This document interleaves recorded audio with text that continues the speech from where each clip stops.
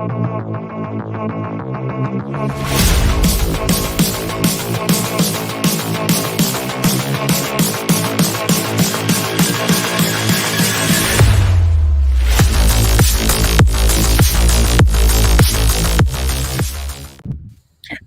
we're live for another live reading of Rothbard's Strategy for the Right. I'm with Repeal of the 20th Century. Repeal, how you doing?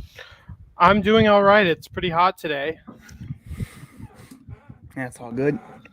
I live in Florida, so the heat's just like a constant here. Yeah, I wish I lived in the South again because then I could take heat a lot better. But unfortunately, I got used to New York weather. New York.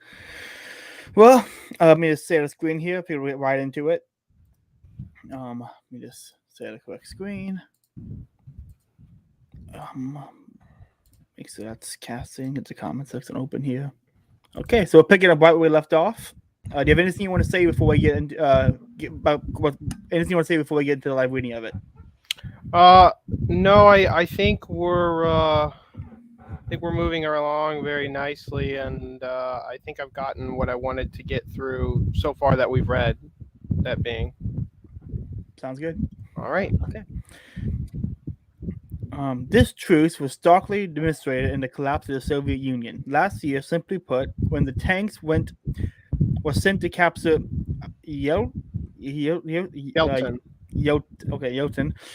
I am terrible at reading anything that's not like from America. Anything that's not like American-centric names or something, I can't do it. Mm-hmm. Yeltsin. They were persuaded to turn their guns around and defend Yeltsin, and the Russian parliament instead, more broadly, defend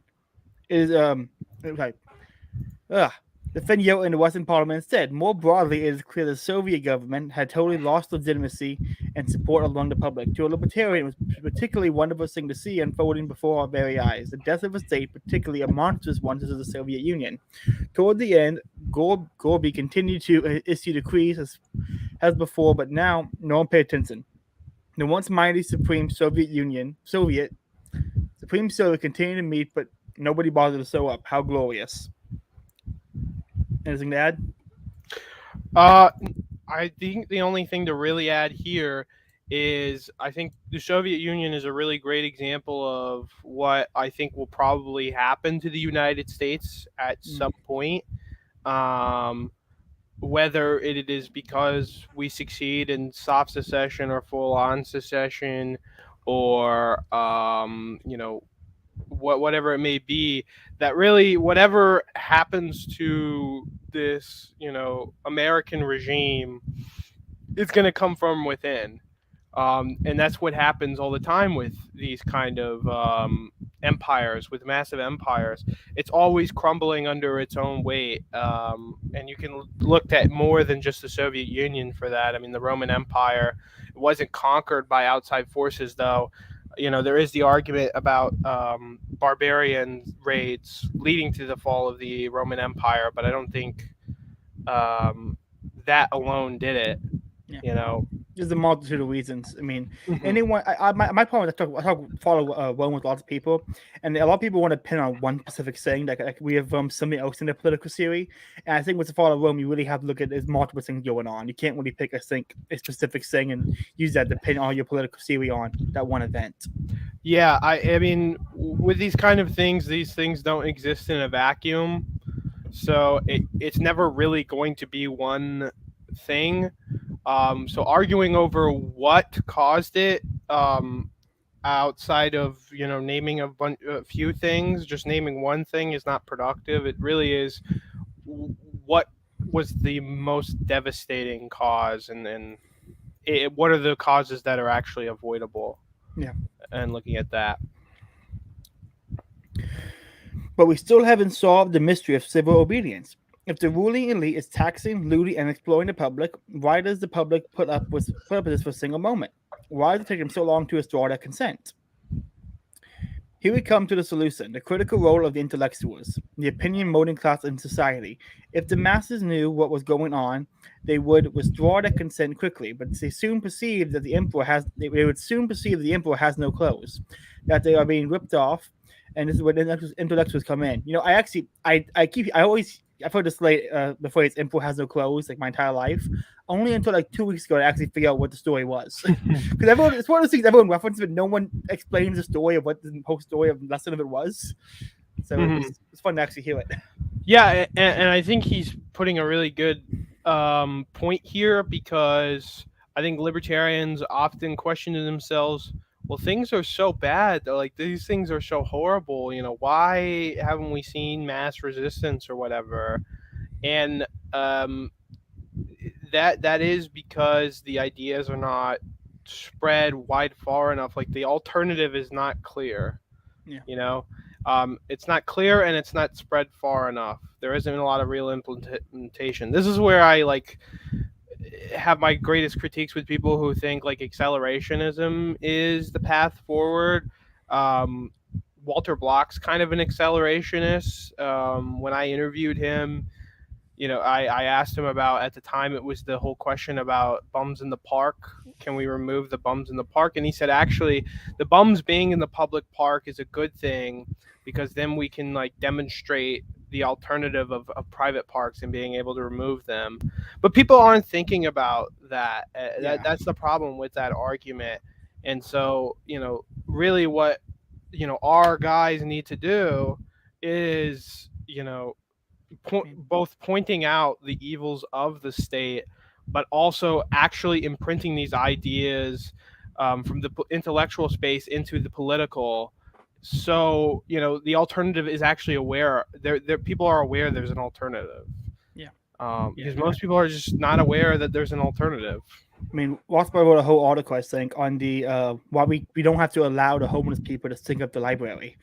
Yes. Like he was very. I think that's actually my favorite part of Against the Left. I think I have that all the arguments in that part screenshot to my phone. And whenever that argument comes up, I always just link to those articles because it's just so potent and explain what the actual libertarian resistance would be on this whole homeless people in the parks kind of thing. Yeah. I mean, Rothbard, especially later, was very much against this idea of that we can just, let things get so bad that eventually people will see that our way is the truth. He knew that was naive, and honestly would probably end up with the opposite effect, as we kind of see is happening in a lot of ways. I mean, just look at what happened with COVID, and we're moving in a worse direction, not a better direction, even though we've had some small victories and stuff. So, speaking of the intellectual, I know kind of dragging out the whole point of it, but I think there's a lot to say here. Speaking of the intellectual class, like molding public opinion, making it really hoping to accept the state and what it does. Much as I wish the church was more involved in the intellectual class and molding the opinion class, right now when I do see preachers, or especially in the Bible Belt in the South, whenever the preacher talks about a government, they always say, like, I've always heard them say two things: it's bad, these people are wrong, but also you can't do anything but pray about it. Which I'm not saying you should pray for the leaders; you pray to come to the senses and retire. But the whole point is that you can never do anything besides pray about it. I don't encourage anything besides that. And it's like, okay, you're just encouraging complacency. That's all. The only opinion they're putting out is complacency. I really detest that kind of attitude that is put out, specifically in the Bible Belt kind of pastors. And it wasn't always that way. I mean, if we look at the history of Protestantism in the United States, despite all my critiques of Protestantism, it was an effective tool. At least the churches were effective tools in combating these kind of things. I mean, something I kind of established when I wrote the Mises article I recently wrote a few weeks ago. I've mentioned this already here last time we did this, but I think it's topical here too, is that the anti-war movement in the America did not start with the left. It started with preachers.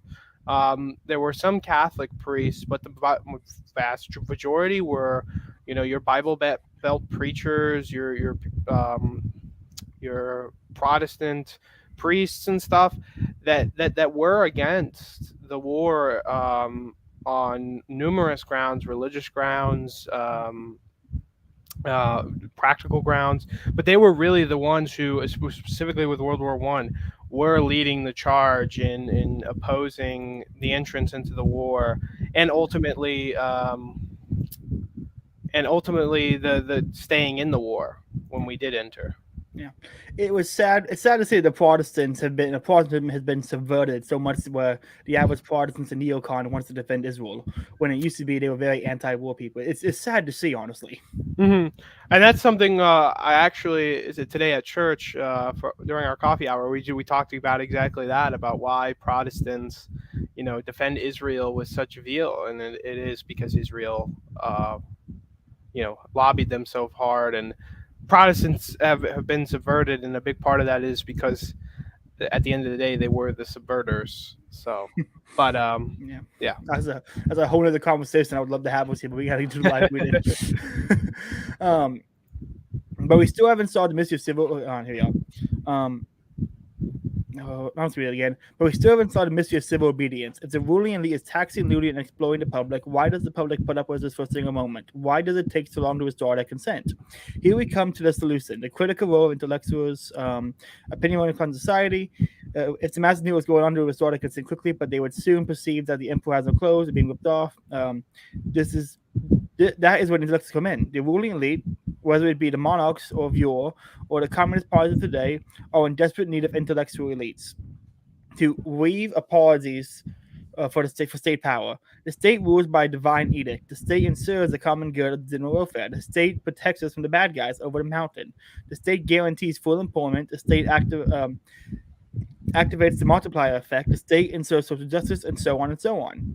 The apologies differ from over the centuries. The effect is always the same. As Carl Woodfogel shows in his great work, Oriental Despotism and Asian Asian and Asian Empire's intellectuals were able to get away with the secret of the emperor or pharaoh was himself divine. If the ruler is God, if he will be induced to disobey or question his commands. Yeah, that was one of the things that really got me when I first read Enemy of the State, probably like a year and a half ago, when he brought up the whole thing about the intellectual class saying the pharaohs and the science impulse of God, and no one opposed them. Like, I heard that. I had to stop. I was walking in the field. I had to just kind of stop and go, okay, let me just think about that for a moment, because that is incredible. I mean, that was Yeah.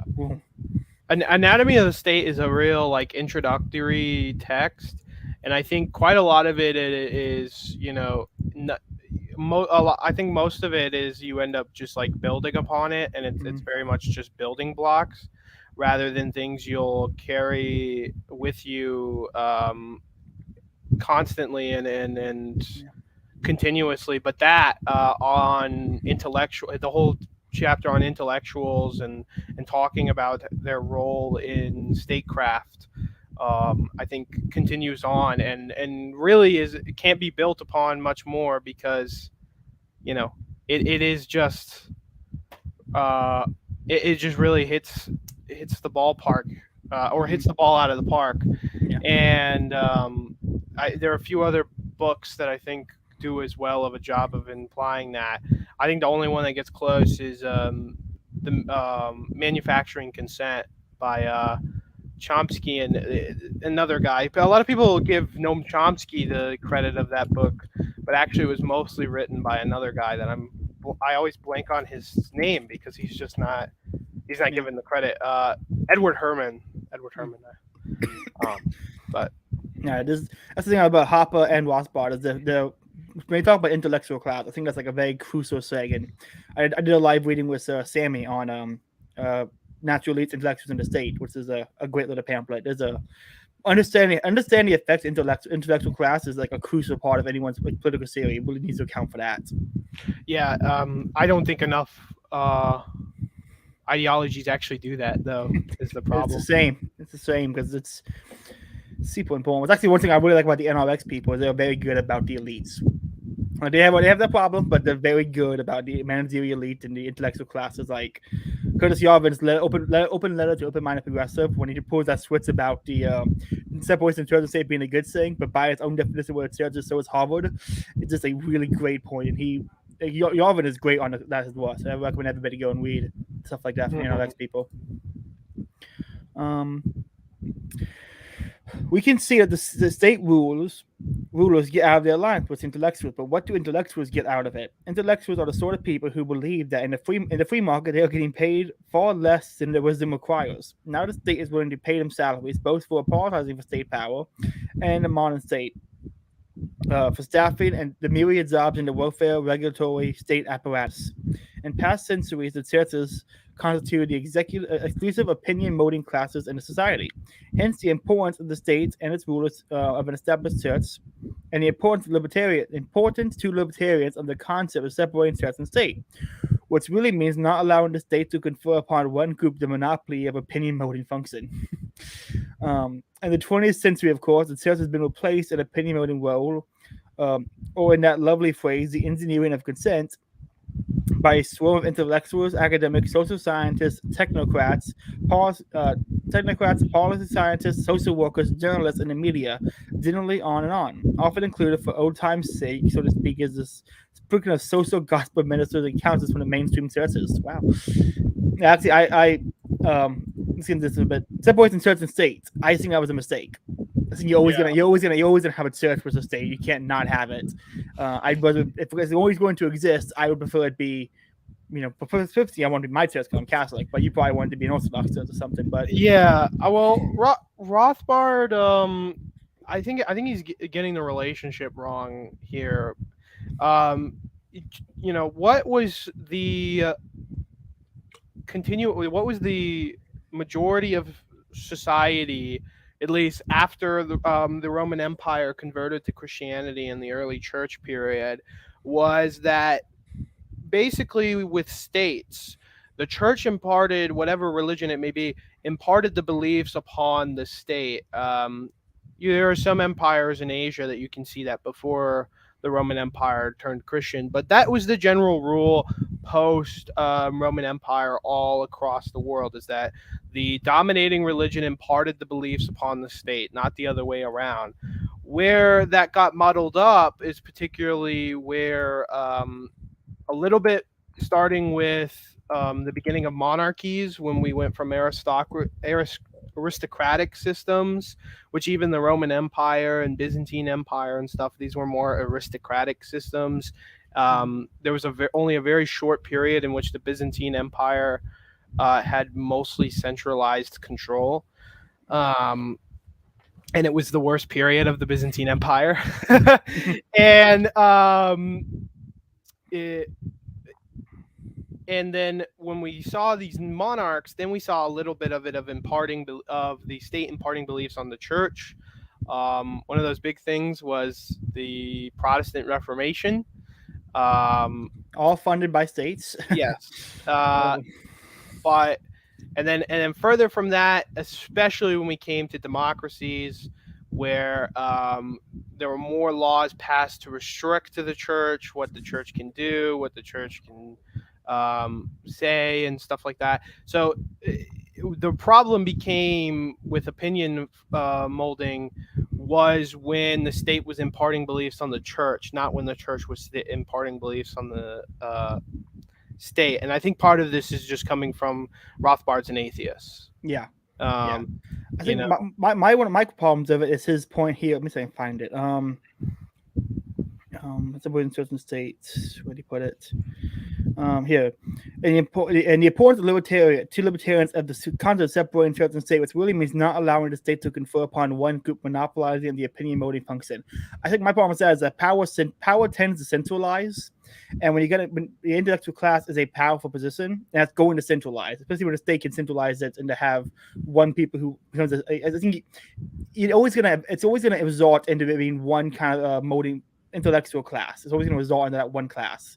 And you can separate certain states going to somehow free marketize the intellectual class into multiple people. I don't think that's true. I think it's going to centralize. Mm-hmm. Yeah, I think that's true. I mean, the truth is that there's always going to be one or a few forces dominating how the culture is really, like, broad stroke wise, how the culture is going to be and what the opinions are going to be. The question is, do we want those people who are doing that to be people who believe in our ideas and impart our values, or do we want them to be people who don't? Yeah. Um, Let's see, what was I at here? Okay. So to sum up, the problem is the bad guys, the ruling class, have gathered themselves unto the intellectuals and media, unto themselves the intellectual and media elites, who are able to bamboozle the masses into consenting to their rule, to indoctrinate them, as the Marxists would say, with false consciousness. Well, what can we, the right wing opposition, do about it? One strategy, endemic to libertarians and classical liberals, is what we call a Hayekian model, after F.A. Hayek, or what I would have called the educationism. Ideas and models, ideas, the model declares are crucial, and ideas filtered down a hierarchy, beginning with top philosophers, then seeping into lesser philosophers, then academics, and finally to journalists and politicians, and then to the masses. The thing to do is to convert the top philosophers to the correct ideas. They would convert the lesser, and so on, into the kind of trickle-down effect, until at last the masses are converted to liberty, converted, and liberty has been achieved. First, it should be noted that his trickle-down strategy is very gentle and genteel. Gentle and genteel. Is that right? I believe it's genteel, yeah. Genteel one relied on quiet mediation and persuasion in the Austere. austere quarters of intellectual celebration. This strategy fits, by the way, with Hayek's personality, for Hayek was not exactly known as an intellectual gut fighter. Of course, ideas and persuasion are important, but there are several fatal flaws in the Hayekian strategy. First, of course, the strategy at best will take several hundred years, and some of us are a bit more impatient than that. But time is by no means the only problem. Yeah, I want to say though that and Rothbard agrees with this, that doesn't mean this strategy shouldn't be undertaken. The problem is putting all the eggs in that basket, which libertarianism specifically has really been doing. And that it's been confined to the academic spaces, especially specific academic centers like George Mason University. And so it hasn't been able to really trickle down because there's a disconnect there, because the top philosophers to the lower philosophers and academics, that's where the concentration is, but you still need that connect into politicians and I guess journalists in this case, but I don't think journalists are as necessary as Rothbard would suggest from this statement. Yeah. But the real disconnect there is, if you're going to get the politicians, you don't actually get the politician themselves most of the time. You get their staff, you get their chief of staff, their advisors, just basically everyone in their staff, especially when it comes to messaging and stuff like that. That's how you connect to it. So this strategy is very much missing that, and I didn't really see him mention that too much. But it is also a very long-term strategy. So I still think this strategy plays some part in success, but the problem is we've been putting all our eggs in that basket for the most part. Absolutely, and you can't do that if you want to see success soon, and I think success at all. Yeah, no, I absolutely agree. I think there's a place for it. Absolutely, it's a place to go into academia and try to work from the inside. I think that's a good thing. When I used to argue for the libertarians and they had their own Marx-free institutions, but that can't be the only strategy you do, because it's just one time. And I think he brings up later the point about how the incentives don't work. The incentives are for states and intellectual class to get more money, and so you have to have a moral conversion, not to say for a moral conversion to people to agree with you on morally principles, and the incentive structure doesn't work really well for that. So I think it has more problems, but I think there is a place for it. Many people have noted, for example, mysterious blockages of the trickle. Thus, most weird scientists have a very different view of such environmental questions. Has Allah? I don't know. then do a few left-wing hysterics, and yet somehow it is always the same few hysterics that are exclusively quoted by the media. The same applies to the vexed problem of inheritance and IQ testing. So how come the media inevitably skew the results and pick and choose the few leftists in the field? Clearly because the media, especially the respectable and influential media, begin and continue with a strong left liberal bias. More generally, the hierarchy and trickle down model overlooks a crucial point. I hate to break this to you, intellectuals, academics, and the media are not all motivated by truth alone. As you've seen, the intellectual classes may be part of the solution, but they also may be the big part of the problem. For as you have seen, the intellectuals are part of the ruling class, and their economic interests as well as interests in prestige, power, admiration are wrapped into the present welfare/warfare state system. Yeah, I think here is where he begins to also, expose that not Hayek is very naive. That is what I've noticed every time I read him. Is he's very naive. He has a very strong sense of, he wants things to be good and moral. But the truth is that, at least when it comes to the elites in society, they don't hold these same beliefs. Yeah. These people are evil. Hayek has done some of the worst damage to the liberty movement in that he has convinced people that it is incompetence alone that causes government failures and all the bad things they do, and that really is one of the main crux behind the argument. Because if we look at who did undertake this theory, this strategy, and succeeded, the Straussians, who do control politics, they acknowledge that the reality is that they actually don't seek truth and have used this to their advantage to be behind the scenes of the actual political actors. So, the politicians, chiefs of staff, the advisors, so on, they've bridged that gap because, like Leo Strauss, who started Straussianism, obviously, he, if I remember correctly, he had no position in politics. He was just like a philosopher, but his ideas imparted because he passed down to people who became chiefs of staffs, who became, these behind the scenes political actors. Mm-hmm. And so that's what, the Hayekians are missing. The Hayekians, the Friedmanites, which is Yeah. strange for the Friedmanites because the Friedmanites, even Milton Friedman himself, some of them have become political advisors. They've just been very ineffective Yeah. political advisors.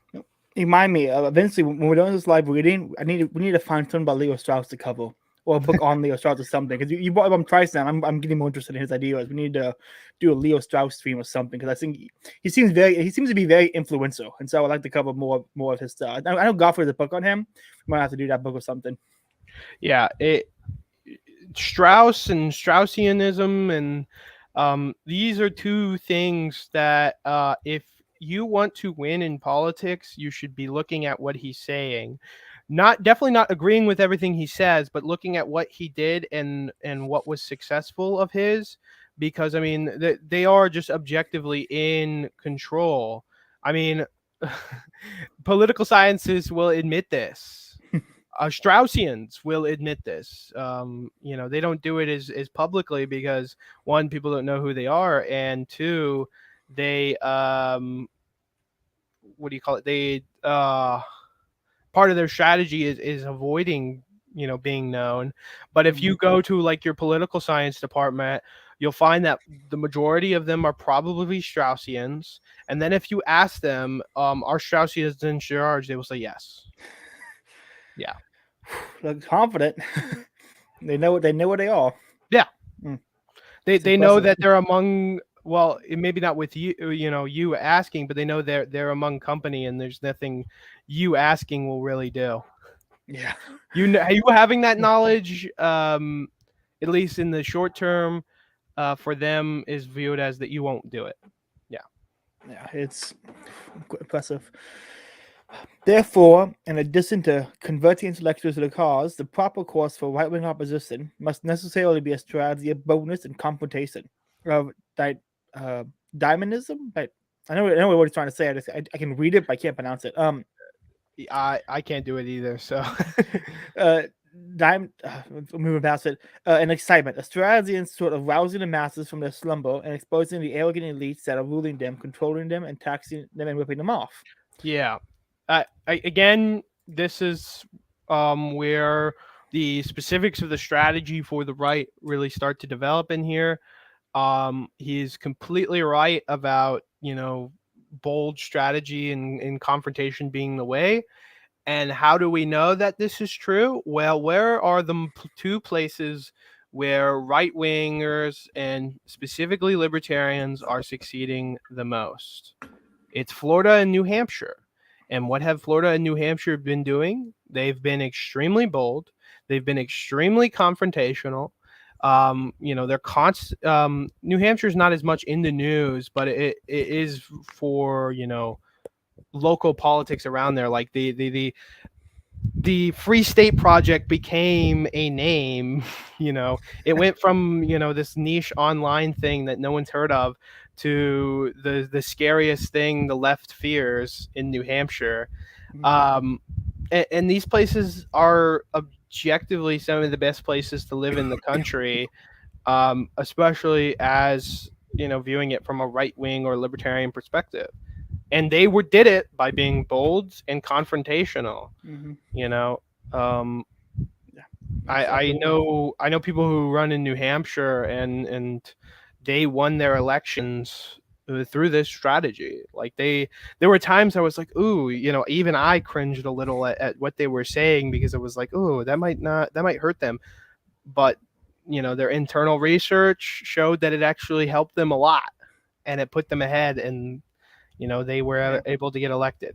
Yes, I want to. Reminds me of seeing. I'm thinking with Trump lately. This is how we're this part. I'm thinking with Trump, because Trump really was bold, and he shook things up and was confrontational. And it's something too that kind of like, I guess people libertarians knew this because Rothbard wrote about it in the '90s, but it seemed like Trump kind of showcased, hey, this could work, and it seems to be very hopeful for a lot of people nowadays, which I'm glad to see. I would say like is I'm not gonna doesn't make a South Park reference. I can say I would do it. In South Park, there's an episode where Mr. Garrison is Trump. He's basically being Trump, and when he's doing the debate with Hillary, it is like hilariously confrontational. And I'm not going to quote it because I want to keep it a clean stream. But if anyone wants to see him hilarious, go watch the South Park debates, because he is just super confrontational in a very stupid way, but it's hilarious. Yeah, I would have loved to see Rothbard live through Trump presidency and to write about it. I'm sure he would have some great things to say. But I like to think that if Rothbard was around now, he would have memes in his articles. I think that would be the case. Probably. Although alternative right-wing strategy is that commonly pushed by many libertarians or conservative think tanks, that is the quiet persuasion, not in the grove of academia, but in Washington, D.C., in the corridors of power. This has been called the Fabian strategy, with think tanks issuing reports calling for a 2% cut in tax here, a tiny drop in regulation there. But supporters of this strategy often point out the success of the Fabian Society, which by its detailed empirical resources gently push the British state into a gradual assertion of socialist power.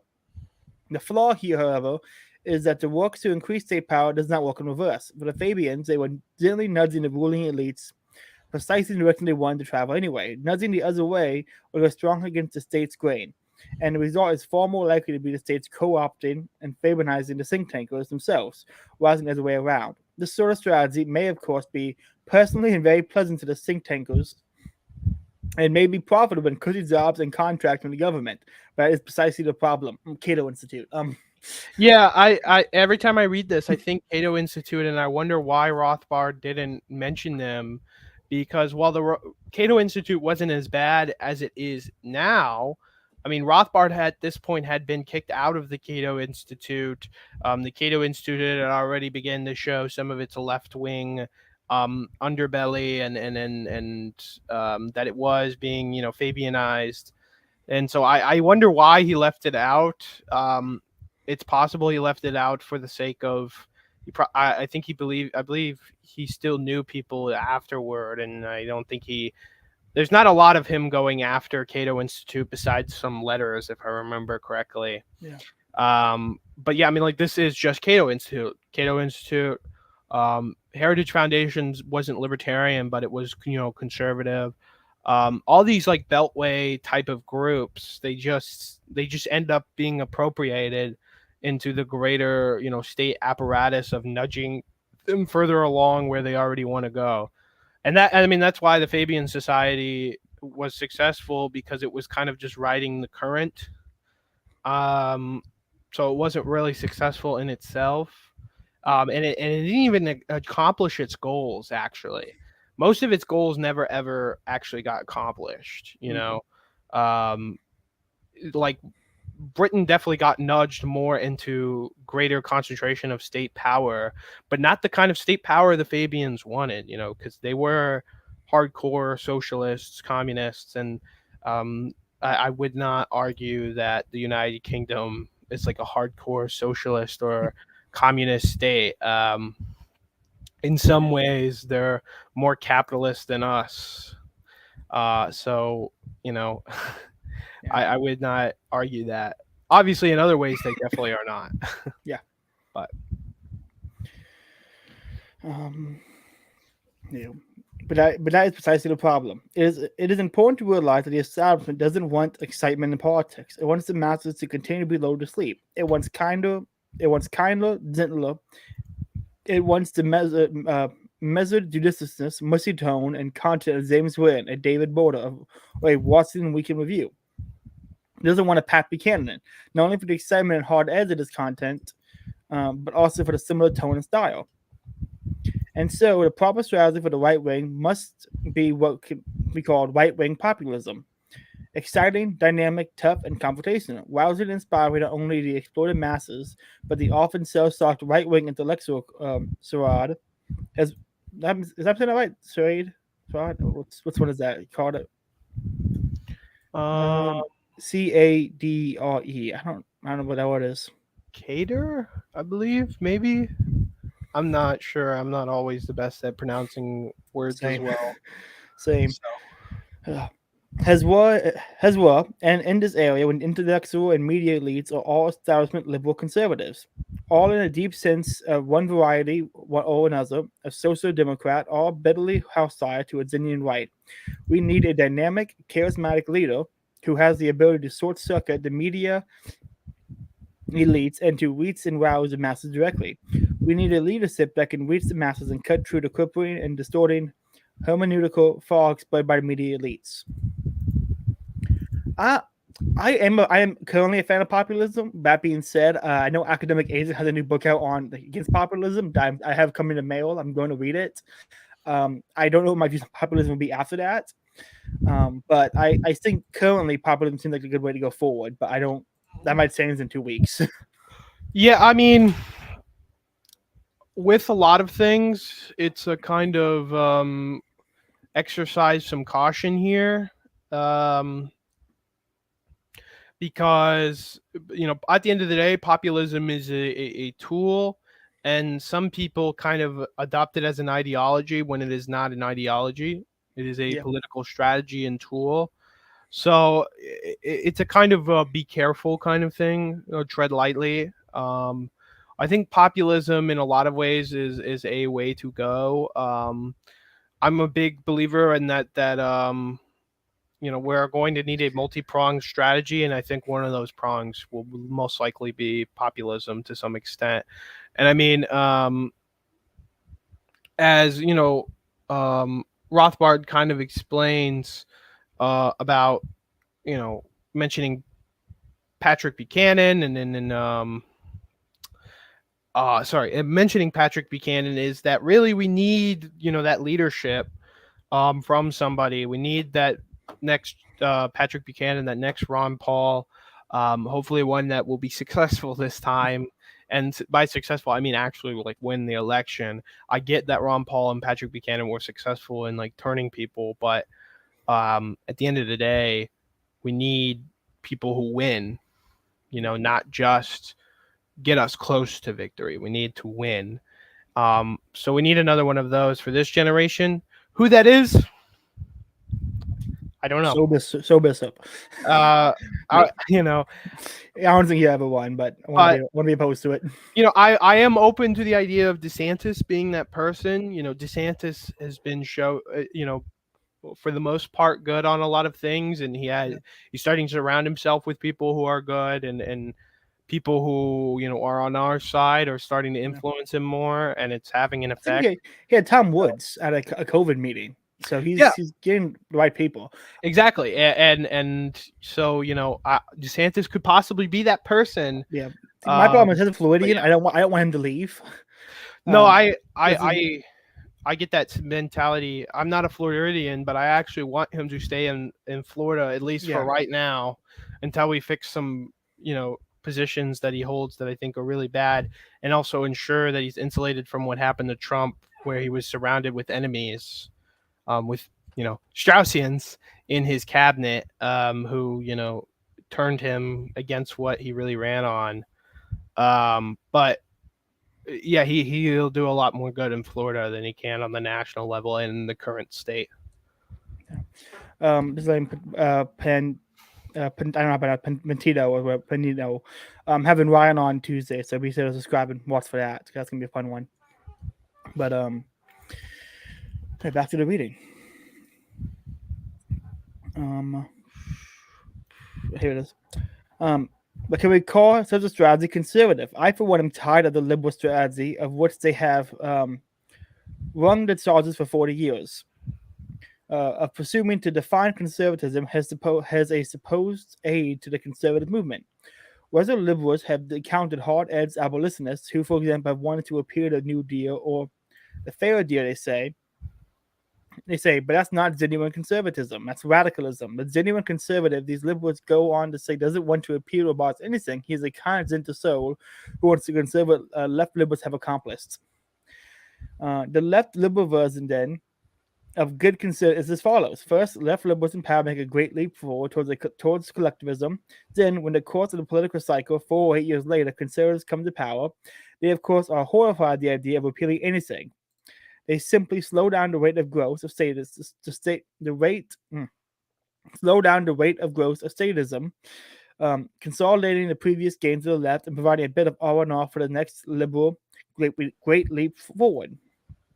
But if you think about it, you would see that this is precisely what every Republican administration has done since the New Deal. Conservatives have readily played the desired Santa Claus in the liberal version of history. Michael knows, as much as I dislike a lot of his stuff, he has a great term for it.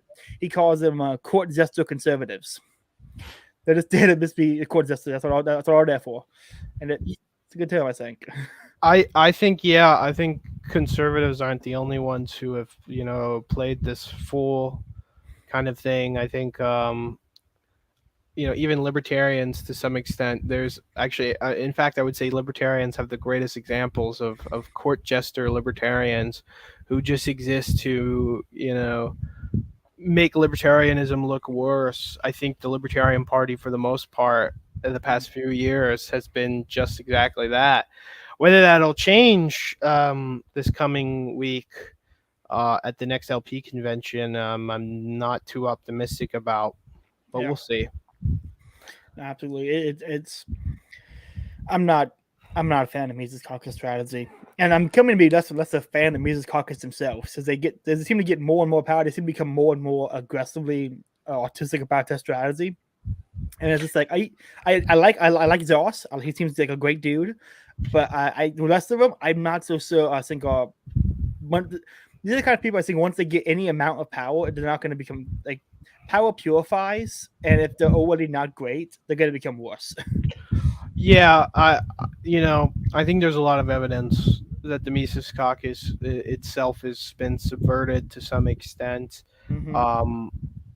and there's still people I like in the Mises Caucus, of course, but the current product we have and the product that's now being promised. Even just now changing close to when they're going to Reno is not the product that was promised to me. I was talking about this with Marcel in a Twitter space. the other day, and this exact thing is where, you know, people towards the top in the Mises caucus were giving us a very different picture than the picture we're getting right now. Yeah. No, like my I had a tweet a while ago that kind of blew up. I'm gonna bring it up again. I think next weekend, or this upcoming weekend, is that every time the Mises caucus took over somewhere, they always would be like, "Hey, you guys can stick around. We'll give you a position of power here." They would take over a position and then leave the people who were terrible in some position of power store. They never took scalps. They never kicked people out, and they just let the people who were terrible stay here and continue to subvert. Yeah, Look at that. Was that libertarian boss baby dude who was like, we need to test vaccines on children? He's a Mises Caucus guy. He's clearly a progressive leftist. Yeah, I mean, like, I the picture that once was painted to me about it was like that scene from Death of Stalin with the lists and the removing of people. That's what I was imagining, and in the picture that was communicated to quite a few people who are now skeptical of the Mises Caucus or straight up hostile to it. Yeah. That's what was communicated to us, and that's not really what's happening. Obviously, Yeah. it feels very much like the subversion that happens to, like the Cato Institute and these Beltway types. Yeah. So I read somewhere about libertarian parties. It's currently really funded by 3 major donors, and 2 of them want to step out the moment the Mises Caucus takes over. So they're gonna take over a party that already has no power and lose. Take over a party that has no power, not kick out people who make it terrible, and then lose less funding. I don't see how any of this results in a winning strategy for anybody. And it's sad. So many great people have stake their entire brand on the Mises Caucus, and that's just not. This is kind of sad to see. mm-hmm. Yeah,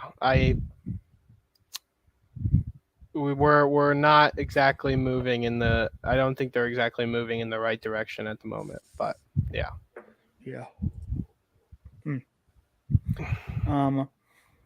I would like to ask, how long are we going to keep being suckers? How long will we keep playing our appointed roles in the scenarios of the left? When are we going to stop playing the game and start throwing over the table? I must admit that in one sense, the liberals have had a point. The word conservative is unsatisfactory. The original right never used the term conservative. We called ourselves individualists or true liberals or rightists. The word conservative only served the board as the publication of Russell Kirk's highly influential conservative mind in 1953 and the last years of the original right.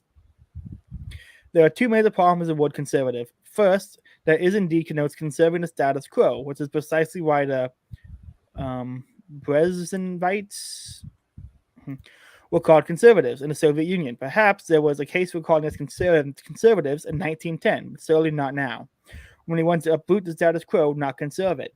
And secondly, the word conservative harks back to struggles in 19th century Europe and in America. Conditions and institutions have been so different that the term is seriously misleading. There's a strong case here, as in other areas, for what has been called American exceptionalism. What should we call ourselves? I haven't got an easy answer, but perhaps we should call ourselves radical reactionaries or radical rightists. The label was given to us by in the 1950s. Or if there is too much objection to the dreaded term radical, we can fall to some of our groups to call ourselves the hard right.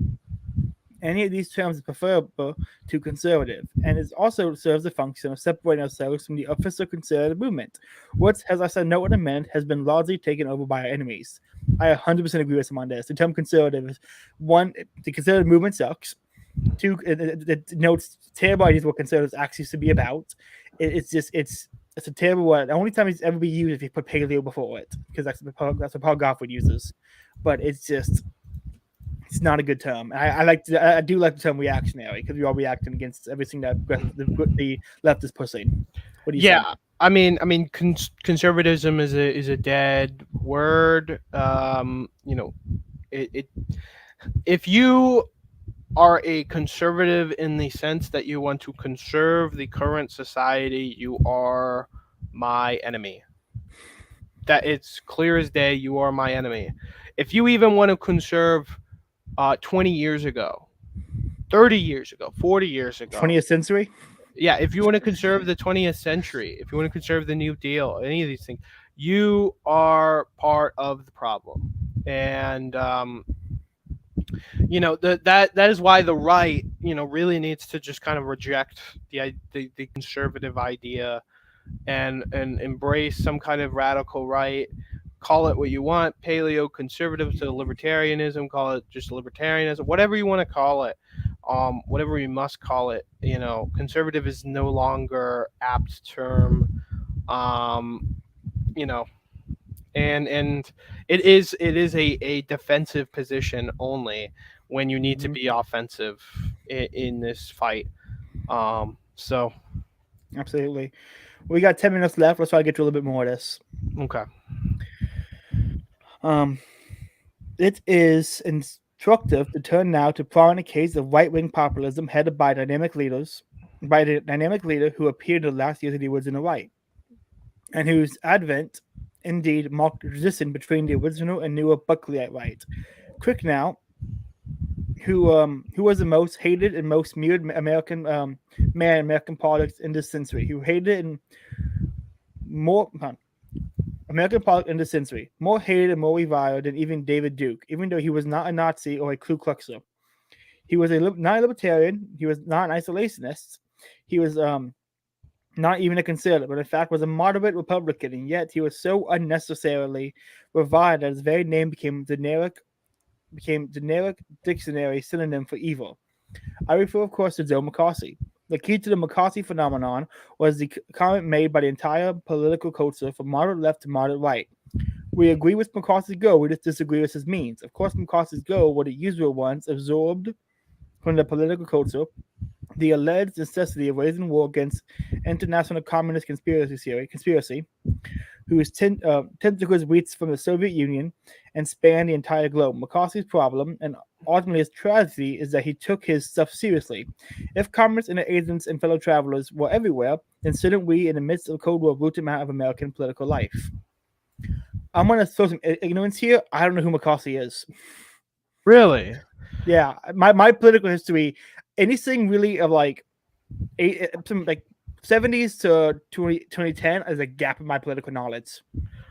So McCarthy is an interesting case because you probably will it probably will kick in because everybody learns this in like U.S. history. I think even world history will touch on it. But McCarthy was really the guy who really kicked off the Red Scare. And the way he did it is he began saying that there were communists among our politicians, there were communists among our media, there were communists among the academics, and that there was a global communist conspiracy to subvert all nations and to destroy all nations and to make them all communists and part of the Soviet Union. And he believed that all these people were Soviet spies. um, and so he created the Committee on American Affairs, I believe, which was to investigate. I have heard about that one. Yeah, to investigate whether or not someone was a communist or had um, allegiances with communists. He created the blacklisting of people who were known associates of communists, which unfortunately did not work very well. And all these kinds of things. But at the end of the day, he actually was pretty much a moderate conservative. He was above a lot of other moderate conservatives, I would say, but still he was. But he's a really good case study for this bold kind of attacking your enemies and beating them down with the institutions which you can. But in the end of the day, he was very unsuccessful. But he was right. He was vindicated. He was completely correct that many of these people were communists. Most of them were not Soviet spies. They were homegrown communists. Though I think a few Soviet spies were found, including one big one that was released was I think it was actually the World Economic Forum, and one of the guys who made the Bretton Woods system with Keynes was actually a Soviet spy all along. Wow. The FBI admitted this many years later, that actually, yes, the evidence suggested, and we found the evidence that this person was actually a Soviet spy. So, McCarthy was vindicated. He was completely right about all these people. The big contention from leftists now and then people looking back is that he was mean. He was mean. And he brought the rats from out under the cupboard, um, and the rats didn't like that very much. Now we got 5 minutes. I'm gonna try to read a little bit more if I can. Okay. Um, where was it? The uniqueness and the gloriousness thing about McCarthy was not his goals with ideology, but precisely his radical populist means. For McCarthy was able to, for a few years, to short circuit the intense opposition of all the elites in American life, from the Eisenhower Rockefeller administration to the Pentagon and military-industrial complex to liberal and left media and academic elites. To overcome all the opposition and reach and inspire the masses directly, he did, and he did it. Through television and without any real movement behind him. He had only a guerrilla band of a few advisors, but no organization, no infrastructure. Fascinatingly enough, the response of the intellectual elites to the specter of McCarthyism was led by liberals such as Daniel Bell and Seymour Martin Lipset, who are now prominent neoconservatives. For in this era, the neocons were in the midst of their long march, which was to take them from Trotskyism to right-wing Trotskyism, to right-wing social democracy, and finally to the leadership of the conservative movement. At this stage, the Hungarian neocons was Truman, Humphrey, Scoop, Jackson liberals. The major intellectual response to McCarthyism was a book edited by Daniel Bell, The New American Right. Later updated and expanded to The Radical Right, published in a time when McCarthyism was long gone and was necessary to combat a new menace to John Birch Society. The basic message was to divert attention from the content of Radical Right's message and direct attention instead to a pessimist view of a group on the right. Kind of like how Marx did, and Marxists did. Me as well about social media. They never debate you, they would just smear you instead. Well, we got 2 minutes. Let's talk about that, and then give you plugs, and we'll go from there. So, yeah, I mean, I think at the end of the day, really, where we at least the parts what we read show that that really where the strength has been coming from in political success is these populist means, these radical messaging and confrontational strategy is what works best. You can still incorporate some other strategies, the previous mentioned ones, but putting all our eggs in those baskets has proven that they don't work. But also just that we have to be careful of the easy subversion, as what happened to the old right with the new right. That's where he was going into with that last little bit about Trotskyism and the Trotskyite to neocon pipeline. With William F. Buckley, especially, who was a Trotskyite in college, and there are many other examples of it. Straussianism in itself is also just basically a continuation of Trotsky ideas. But yeah, I think really Rothbard here gets it right for the most part on strategy and looking back at what worked and applying it to what we can do now. Absolutely no. I think you're right. I think also you only have I think we can get the rest of it done one more episode. We might want a little over an hour next time to wrap it up, but I think we'll only have one more episode. So make sure everyone like, comment, share, subscribe. Make sure you stick around because you're going to want to redefine a part of this strategy for the right. Repeal the 20th century. Where can people find you at? People can find me on Twitter at Repeal the 20th.